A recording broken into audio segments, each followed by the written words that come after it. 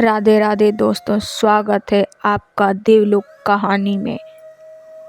जिनकी आकृति स्वरूप अतिशय शांत है, जो जगत के आधार व देवताओं के भी ईश्वर हैं, जो शेषनाग के शैया पर विश्राम किए हुए हैं, जिनकी नाभि में कमल और जिनका वर्णन श्याम रंग का है, जिनकी अतिशय सुंदर रूप का योगी जन ध्यान करते हैं, जो कमल के समान सभी जगहों पर धाये हुए हैं, जो जन्म मरण के भय को नाश करने वाले हैं, जो संपूर्ण लोकों के स्वामी हैं, जिनकी भक्ति जन वंदना करते हैं, ऐसे लक्ष्मीपति कमल नेत्र भगवान विष्णु को अनेक प्रकार से विनती कर प्रणाम करती हूँ। ओम नमः भगवते वासुदेवाय नमः।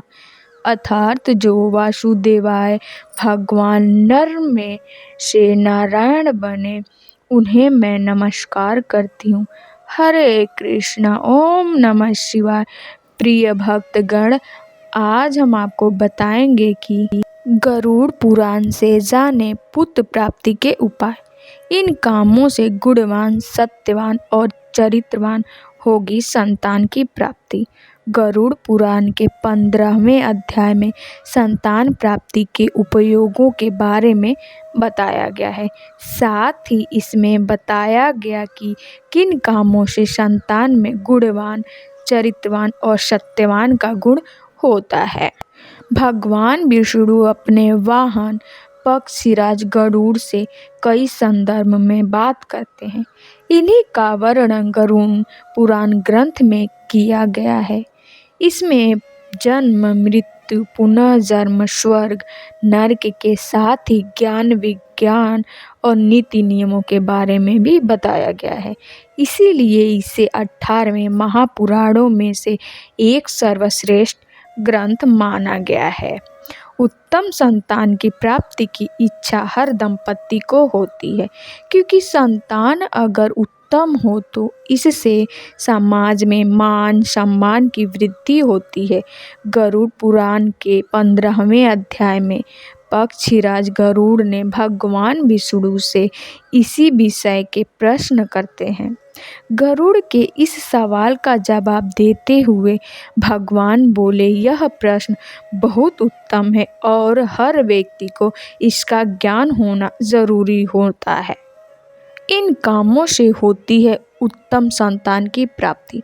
गरुड़ पुराण के अनुसार संतान प्राप्ति की कामना के दिन स्त्री और पुरुष दोनों का चित्त प्रसन्न और मन शुद्ध होना चाहिए, क्योंकि स्त्री और पुरुष का चित्त जैसा रहेगा वैसा ही चित्त संतान में भी होती है।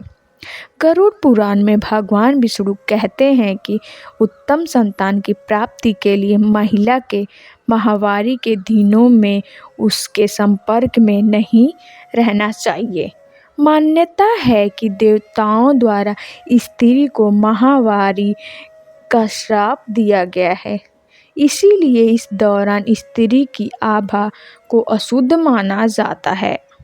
माहवारी के 5वें दिन महिला को स्नान कर शुद्ध होना जरूरी होता है। इसके बाद ही पुरुष महिला के साथ एक कमरे में निवास कर सकते हैं।